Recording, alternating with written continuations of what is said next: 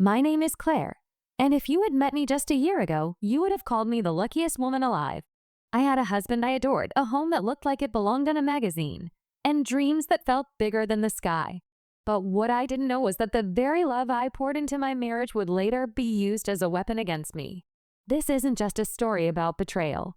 It's a story about how the person you trust the most can become the one who cuts you the deepest, and how when pushed to the edge, you find a strength you didn't know existed. It all began the night of our anniversary. Daniel, my husband of 7 years, had planned everything, or so he claimed. We went out to this fancy rooftop restaurant overlooking the city. Candles flickered on our table, and the skyline shimmered like a painting. He held my hand across the table, his dark eyes looking straight into mine. 7 years, Claire, he whispered with that smile that once melted me.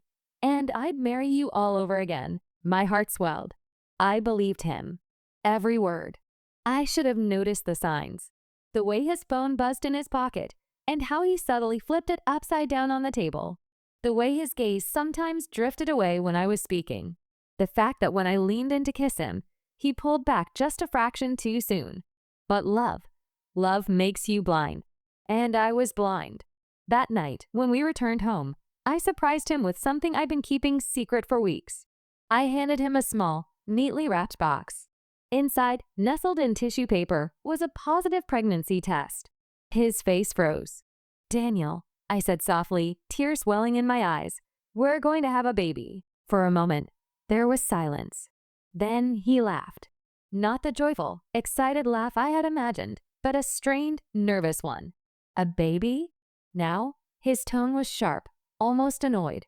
I felt my stomach twist. I thought, "You'd be happy." He rubbed the back of his neck, avoiding my eyes. "It's just a lot to take in, Claire. I mean, we didn't plan this." I tried to smile, to stay calm. Sometimes the best things aren't planned. We'll figure it out together. But that night, as he lay beside me in bed, staring at the ceiling instead of holding me, I realized something was wrong. The weeks that followed were strange. He started working late more often, sometimes coming home past midnight with excuses about meetings and deadlines. His phone was always locked, always buzzing. I told myself I was overthinking, that the stress of pregnancy was making me paranoid. But then, little things piled up. The smell of perfume on his jacket that wasn't mine. The mysterious charges on our credit card for dinners at places I'd never been. The sudden distance in his touch. One evening, I confronted him. "Daniel, is there something you're not telling me?" My voice shook as I asked. He looked at me, calm, too calm. "Claire, you're imagining things. You're emotional because of the pregnancy. Don't let your hormones mess with your head." That cut me. He made me feel small, irrational, crazy. But deep down, my gut screamed the truth. Something was going on. I tried to distract myself. I poured my love into preparing for the baby, decorating the nursery, reading books about motherhood. But at night, loneliness pressed against me like a heavy blanket. Then came the day I stumbled across something I wasn't supposed to see.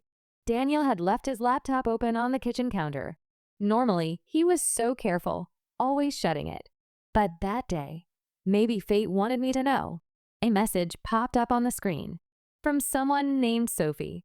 "Last night was amazing. I can't wait to see you again." My blood ran cold. I stood frozen, staring at those words until the letters blurred through my tears. My hands trembled as I clicked into the conversation. Message after message. Flirtation. Secrets. Promises. The man who swore he'd marry me all over again was already giving himself to someone else. And the worst part? The night Sophie said was amazing. Was our anniversary. I confronted him again that evening, my heart pounding so hard I thought it might break through my chest. "Who is Sophie?" I demanded, slamming the laptop shut as he walked through the door. He froze, his briefcase still in his hand. For the first time, I saw real fear flicker across his face.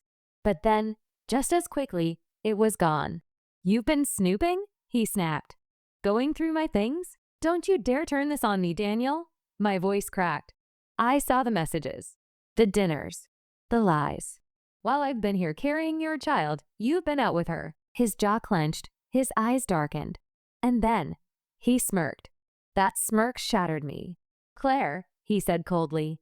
You don't understand. Sophie gives me what you can't. I felt like the floor was ripped out from under me. What I can't. I've given you everything. My love, my trust, my body, my soul. And now, a child. He stepped closer, lowering his voice to a whisper that felt like venom. And that's exactly why you'll never leave me. Because you're weak, Claire. You need me.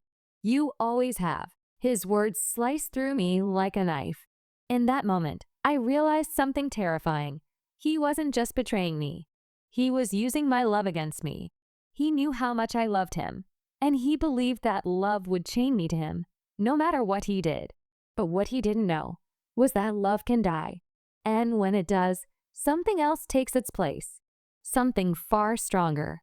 That night, as I lay in bed with silent hair soaking my pillow, I made a vow. If Daniel thought I was weak, he was about to learn just how wrong he was. And I would make him regret the day he ever underestimated me. I didn't know it yet, but the hidden power inside me, the power he never saw coming, was about to change everything. After I said the word Sophie, Daniel tried to make it look like an argument we could laugh off later. But laughter had no place in the hollow that opened inside me. I spent the next few days moving through the house like a ghost, cooking, folding tiny baby clothes, smiling at strangers at the prenatal class, while an ache of suspicion ate at me from the inside. I decided I wouldn't be gaslit into silence.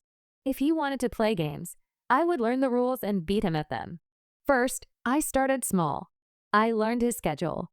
I memorized his routines the way a detective memorizes a suspect's car. I watched him from the doorway as he checked his phone, watched how he swallowed words, how he invented meetings that lasted into the night. I used to think the thrill in a marriage was surprise. Now the thrill was information. Knowing became power. I installed a simple app on our home computer to back up everything: photos, emails, messages. I told myself I was collecting evidence, but mostly I wanted proof that my world was real and not just my imagination. At night, when Daniel snored in the next room, I sat up and scrolled through his messages until my eyes stung.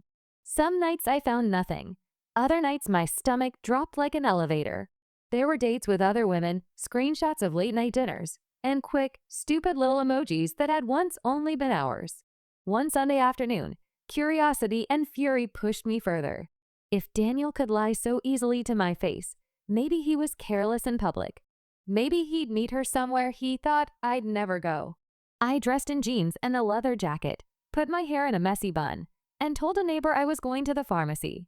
I followed the route Daniel always took when he said he was going to clear his head. He got into his car, same suit, same cologne, and drove to a cafe 3 blocks from our apartment. I sat in my car across the street and watched him go in. My hands were white on the steering wheel.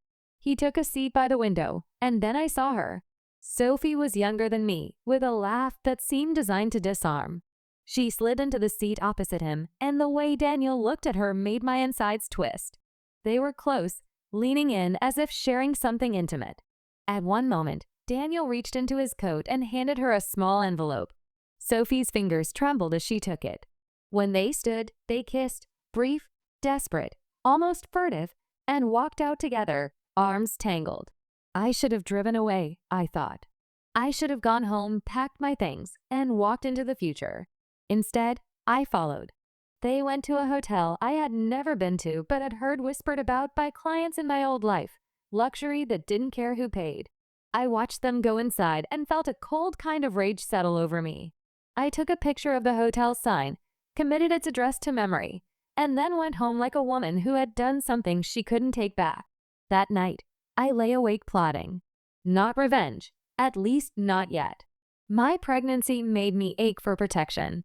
I wanted to collect everything I could. So I hired someone.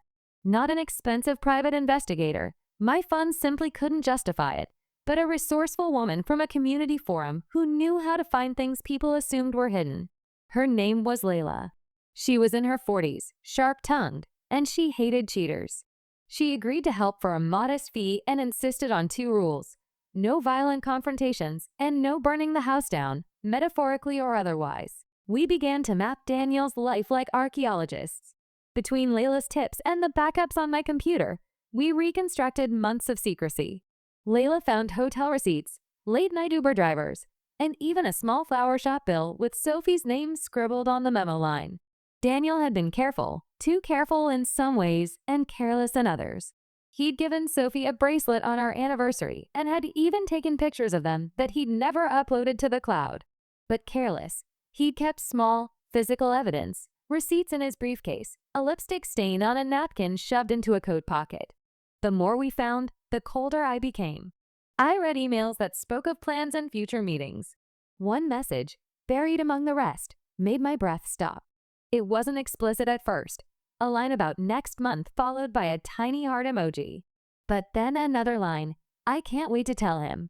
He'll be so happy. My brain searched desperately for rational meanings. Maybe it was about a job, a move, a surprise party. But the gut knows what the gut knows. I printed everything.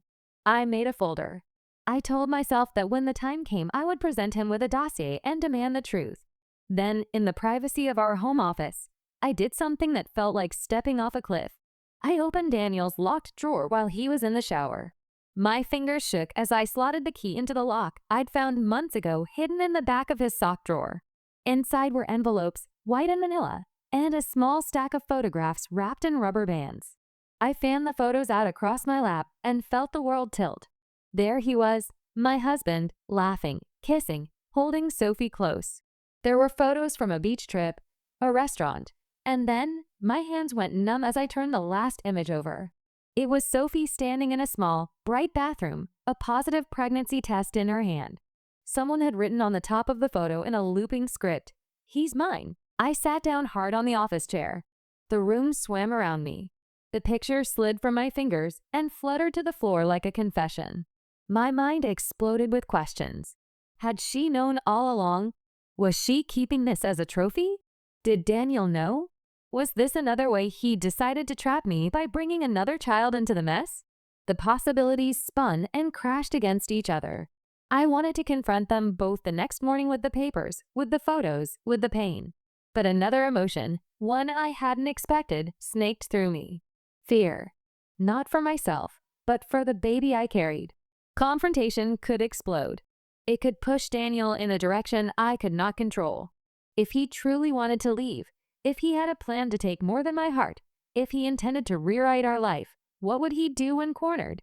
I forced my voice to steady. If you want to shoot me, then shoot me. But don't stand there and act like you're the only victim in this mess.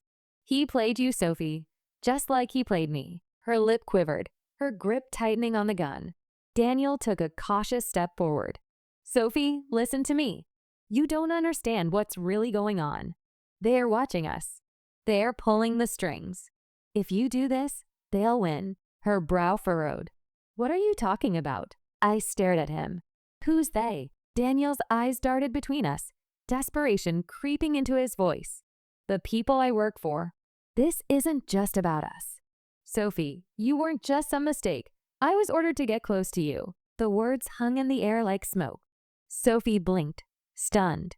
Ordered? What the hell are you saying? I felt my stomach lurch. Daniel, are you saying this affair wasn't even real? He swallowed hard. It started real enough. But then, they found out about you, Claire. About us. They said I had to keep Sophie close. That she had information they needed. I shook my head, unable to process it. So what? You used us both? For some job? His jaw clenched, shame flickering across his face. I didn't have a choice. Sophie's hand trembled, the gun wavering. You bastard. You told me you loved me.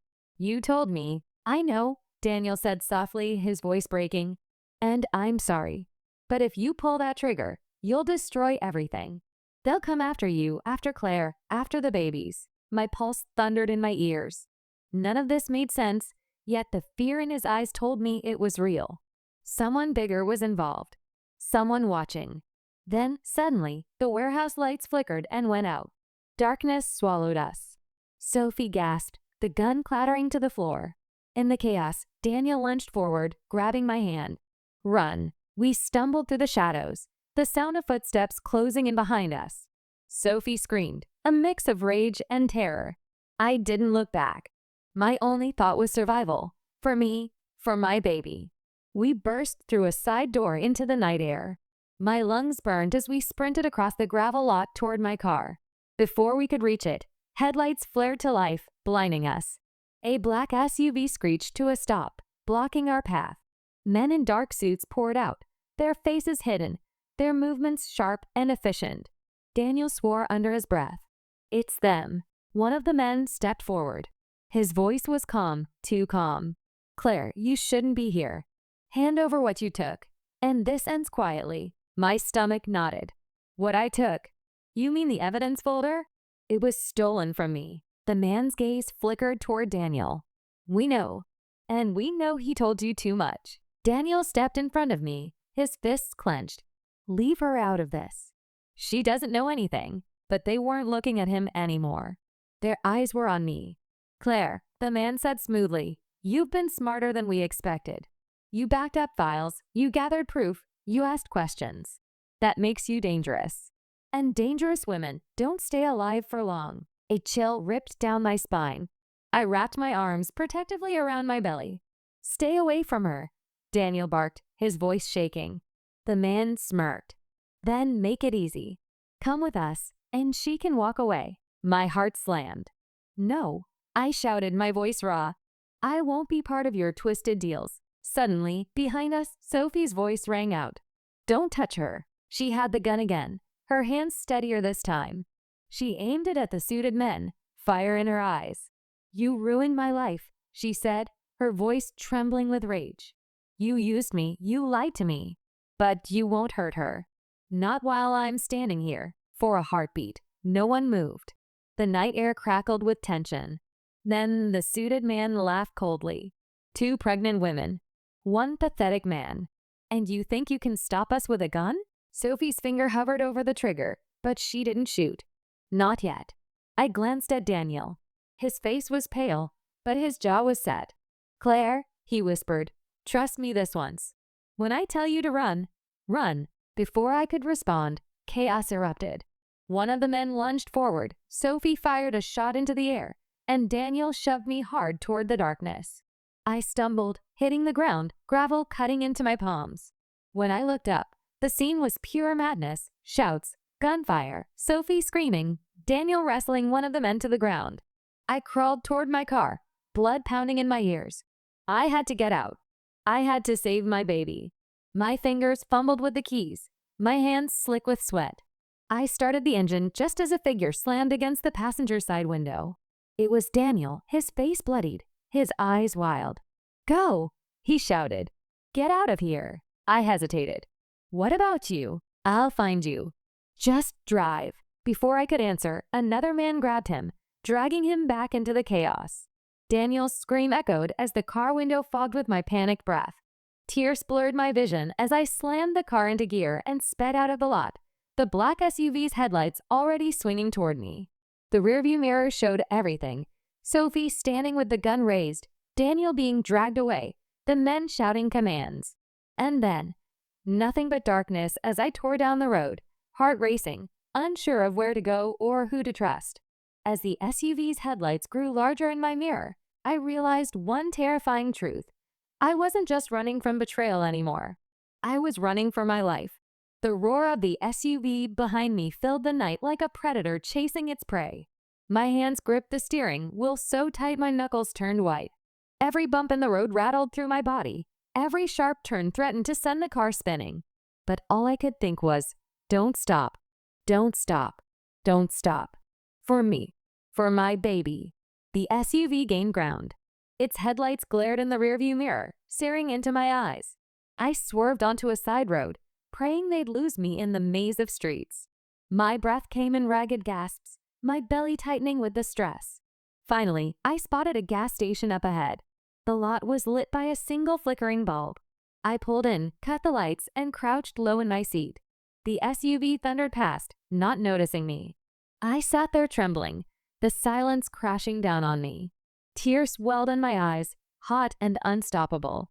Everything, my marriage, my trust, my home, was gone. And now, my life was hanging by a thread. When I could breathe again, I took out my phone. The first person I thought of was Layla, the woman who had helped me dig up Daniel's secrets. My fingers shook as I dialed. Claire, she answered groggily. Do you know what time it is? Layla, I whispered, my voice breaking. They're after me. Daniel. He's in trouble. I don't know who to trust. She was silent for a moment. Then her voice hardened. Stay where you are. Text me your location. I'll come. By the time Layla arrived, dawn was painting the horizon in pale gray light. She took one look at me, blood on my palms, eyes swollen from crying, and pulled me into her car. What the hell happened? She demanded. I told her everything.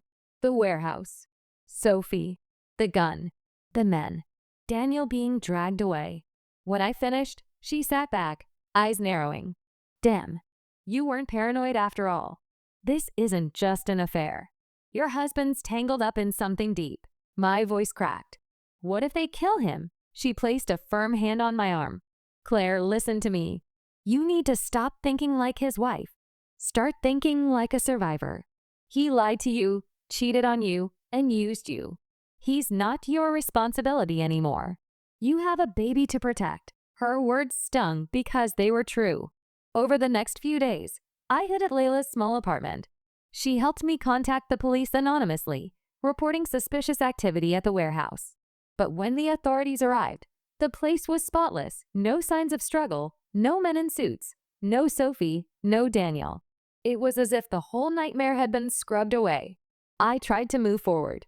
I went to my prenatal appointments, ate what I could stomach, and wrote in a journal for my baby letters explaining the chaos of the world they'd soon enter.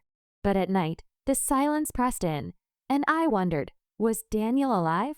Was Sophie still carrying his child? Would those men come back for me? Then, one evening, a package arrived. No return address. Just my name scrawled across the front. I opened it cautiously. Inside was a flash drive and a single piece of paper. On it, in Daniel's handwriting, were 3 words. Trust no one. My hand shook as I plugged the flash drive into Layla's old laptop. Files popped up instantly. Documents, photos, recordings. Evidence of corruption, money laundering, political bribes. And Daniel was in the middle of it all. I gasped as I clicked through. He hadn't just been unfaithful.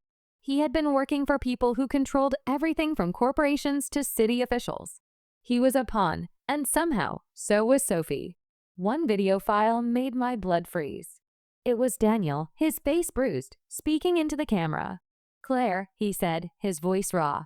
If you're watching this, it means I failed. I don't know if I'll make it out. But you have the proof now. Keep it safe. Don't let them find you. And, he paused, eyes glistening. I'm sorry. For everything. I never deserved you. Or our child. But maybe this is how I make it right. The screen went black. Tears streamed down my face. Anger, grief, and relief twisted together inside me. He was gone, or at least, I had to accept that possibility. But he had left me the one thing that mattered, the truth. With Layla's help, I sent the files to journalists, to law enforcement, to anyone who might shine a light on the darkness. It was risky, but I couldn't let Daniel's sacrifice be for nothing. The fallout was explosive. Within weeks, the news was flooded with stories of high-level arrests.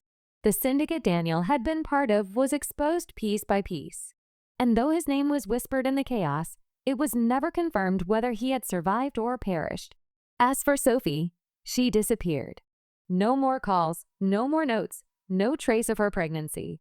Whether she was silenced or whether she chose to vanish, I never found out. Months later, I gave birth to a healthy baby boy. As I held him in my arms for the first time, a fierce wave of love washed over me. He was mine, my redemption, my reason to keep going. I named him Matthew. It meant gift from God. Looking into his tiny eyes, I whispered, they tried to break me. They tried to use me. But they didn't know. My hidden power was never Daniel. It was you. And because of you, I will never be weak again. Years passed. I rebuilt my life, piece by piece. I never remarried. I never stopped looking over my shoulder. But I raised Matthew with strength and honesty, teaching him that trust must be earned, that love is sacred, and that betrayal carries its own punishment.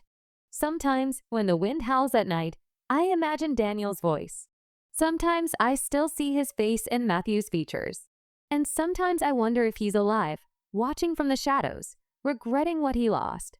But whether he lives or not doesn't matter anymore. His choices destroyed us. Mine rebuilt us. And if he ever does return, he'll find not the weak woman he once mocked, but someone who turned pain into fire. He used my love against me. But in the end, my hidden power, my strength, my child, my truth, made him regret it instantly. So I did the only thing that felt like armor. I copied everything. Layla burned backups on a tiny encrypted drive and handed it to me like a talisman. I labeled the folder, evidence. I locked it in my jewelry box, then slid the jewelry box into the pocket of a coat I rarely wore. I wanted to pretend I had options. I wanted to know I did. The days that followed were a study in restraint. I spoke to Daniel with a voice that sounded calm even as the world inside me trembled. He kissed my forehead at breakfast, told me he loved me, and asked about my prenatal vitamins. He said things that made me want to laugh and cry at once, because who knew how many of those words were real? One evening, as the sun was dying and baking the city in gold, my phone buzzed. It was an unknown number. The message was short, and the font felt like a cold, small stone dropped into my palm.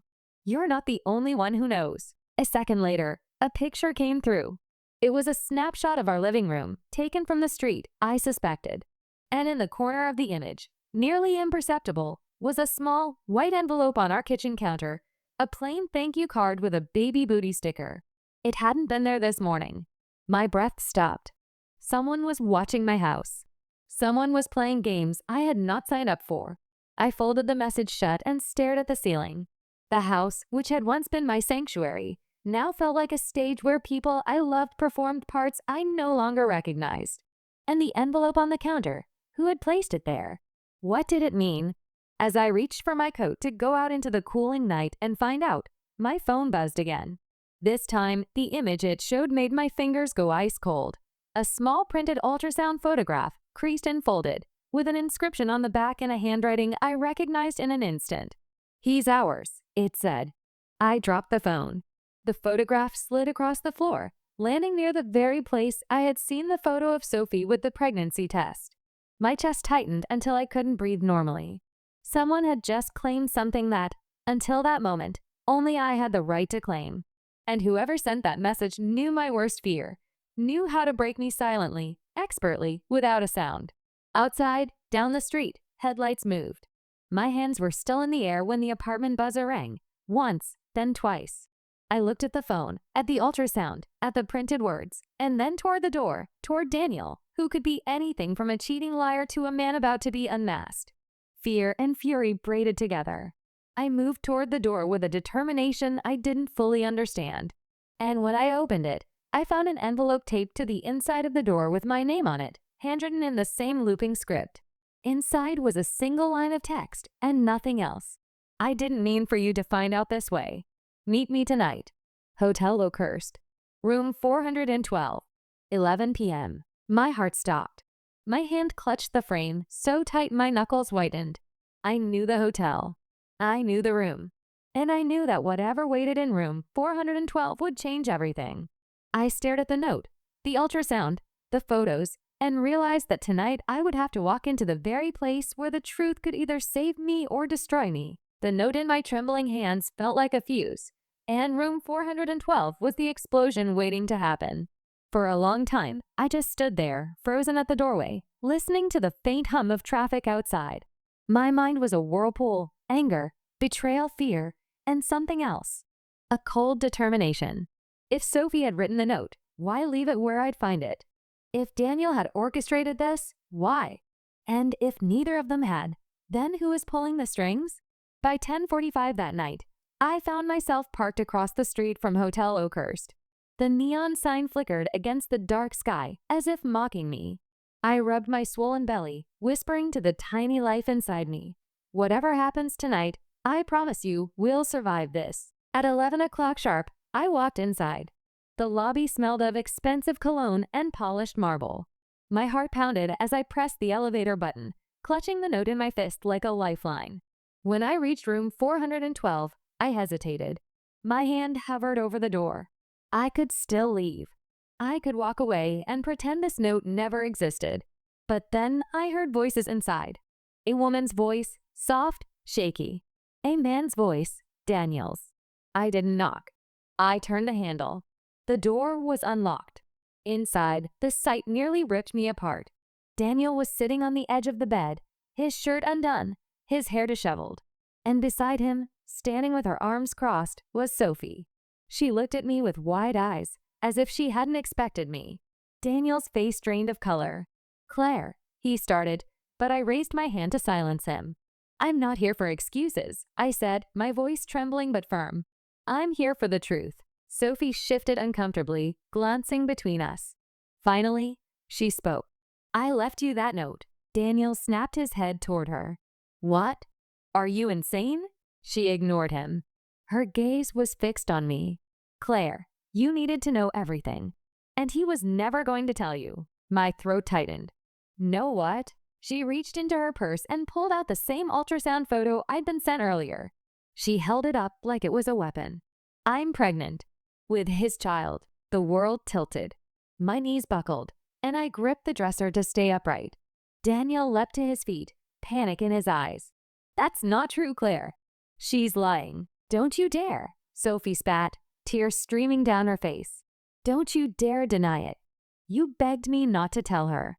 You promised me we'd start fresh once you figured out how to leave her." The words sliced through me like glass. My husband, the man I'd trusted with everything, had not only cheated, but created another life while I was carrying his child. I wanted to scream, to claw at him, to break everything in that room. But instead, I felt a strange calm settle over me. A numbness, like my body had gone into shock. I turned to Daniel. "Is it true?" His lips parted, but no sound came out. That was enough of an answer. I let out a broken laugh. 2 children, 2 lives, and one man who doesn't deserve either. Sophie stepped closer, her voice trembling. "Claire, I didn't mean for it to happen this way. I didn't know about the baby. Your baby." Her eyes filled with guilt, but it didn't matter. Nothing she said could undo what had already been done. Daniel reached for me, desperation in his voice. "Claire, please. You're the one I love. You're the one I chose."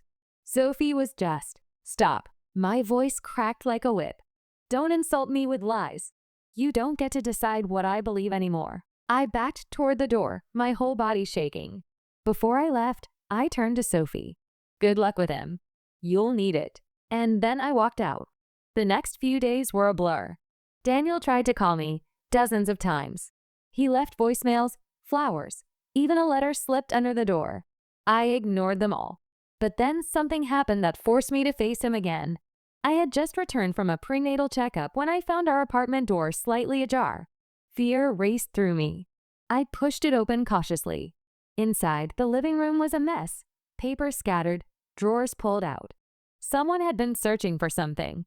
And on the coffee table lay the evidence folder I had hidden in my jewelry box. Except now, it was empty. Panic surged through me. Whoever had broken in knew everything. The phone rang.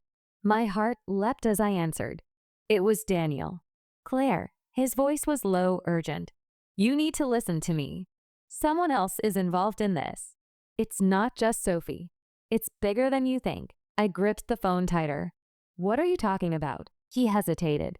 "I can't explain over the phone. Just meet me. Please. I'll tell you everything." My gut screamed at me not to trust him. But the missing evidence, the break-in, the messages. Something larger was unfolding. "Where?" I asked. He gave me an address. A warehouse on the outskirts of town. That night, I drove there with my heart pounding. The warehouse was dimly lit, surrounded by silence. I parked, clutching a small kitchen knife I'd hidden in my coat pocket, just in case. Inside, the air smelled of dust and rust. Daniel stood near a stack of crates, his face pale. "Claire," he said softly, stepping closer. "I didn't want it to come to this. But I need you to understand. Everything I did for us." My blood boiled. For us? Sleeping with Sophie? Getting her pregnant? Lying to my face every single day? His jaw clenched. "You don't get it. They're using me. She's using me. What are you talking about? I demanded. He looked over his shoulder, lowering his voice. Sophie isn't who you think she is. And if you walk away now, you and the baby won't be safe. A chill ran down my spine. Safe from what? Before he could answer, footsteps echoed through the warehouse.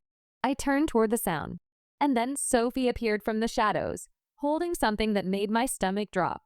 A gun. Sophie leveled the gun at us, her hands shaking but her eyes blazing. Enough lies, she said. Tonight, the truth comes out, and one of you isn't leaving here alive. The metallic glint of the gun froze me in place. My breath caught, my hand instinctively covering my stomach. Daniel's eyes widened as he raised his hand slowly. Sophie, he said, his voice carefully calm, put it down. You don't want to do this. Her hands trembled, but her eyes were locked on me. Don't I? You think you can stand there, pretending to be the victim? Do you have any idea what it feels like to be the other woman? To give your heart to someone who keeps promising he'll leave his wife, only to keep crawling back to her? Her words hit like a whip. My throat burned.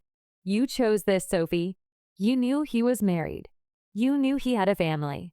And you still. Enough, she screamed, waving the gun. Daniel moved slightly to shield me, but I shoved him away. He wasn't my protector anymore. He was the reason I was standing here in the first place.